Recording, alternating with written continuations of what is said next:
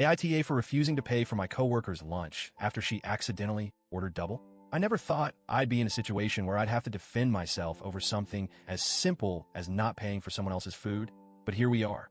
I'm still frustrated and honestly a little confused about how this even turned into an issue. I work in a mid-sized office, and every now and then, a group of us orders takeout together. It's a casual thing, nothing official, just a way to make lunch easier and avoid dealing with separate transactions at pickup. Usually, one person volunteers to grab the food, and everyone Venmos them their share. It's worked fine in the past. No drama, no issues, until Sarah decided to get involved. That day, we decided to order from a small local restaurant a few blocks away. It's one of our go-to spots, and since it was a slow afternoon, I figured I'd be nice and offer to pick up the food. I didn't mind the walk, and I needed a break from staring at my screen anyway. Everyone placed their orders individually through the restaurant's app, and as always, we agreed that I would pay at pickup, and then they'd Venmo me back. Simple, right? Wrong. When I got to the restaurant, I checked the total, and my stomach dropped. It was way higher than I expected.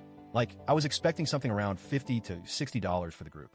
But instead, it was closer to $100. I figured maybe I miscalculated, so I pulled up the receipt. That's when I noticed something weird.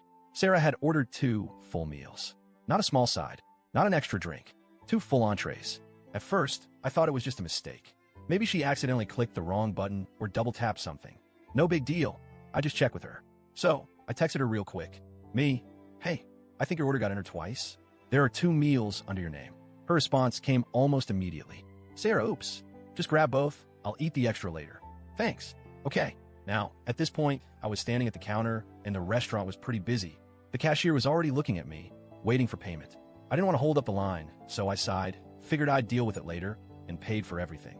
That was mistake number 1. I walked back to the office, handed out everyone's food, and then went over to Sarah. I set down both of her meals and casually told her total, including the extra meal. She laughed, like full-on laughed, and said, "Oh, I thought you were covering it since you picked it up." Excuse me? What now? I thought she was joking, so I just kind of stared at her for a second. But nope, she wasn't laughing in a "haha, I'm messing with you" way. It was more of a "haha, isn't this funny that you're paying for my food" way.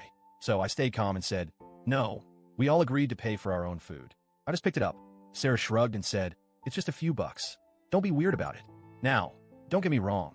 I can afford to pay for someone else's lunch. If a friend forgot their wallet or was having a rough day, I'd cover them without a second thought. But this wasn't a misunderstanding. This wasn't an accident. This felt intentional. She knew she ordered extra food. She waited until I was at the restaurant before telling me.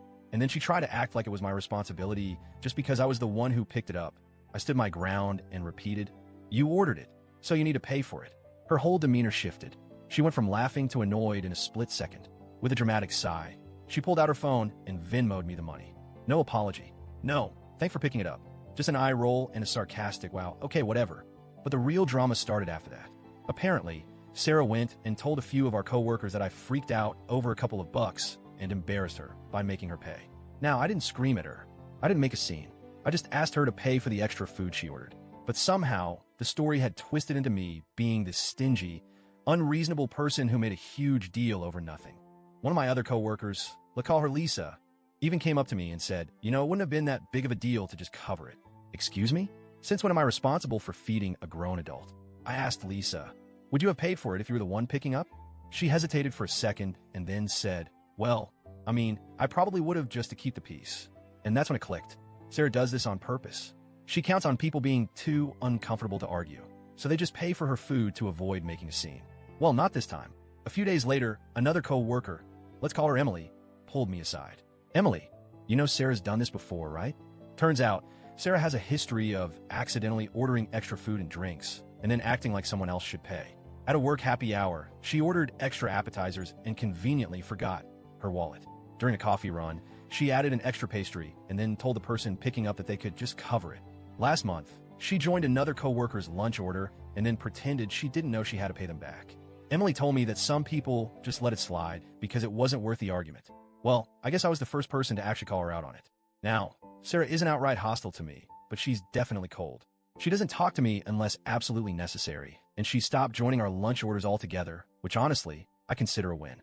As for the other coworkers, the ones who initially took her side, well, once they heard from Emily about Sarah's little pattern of behavior, they started changing their tune.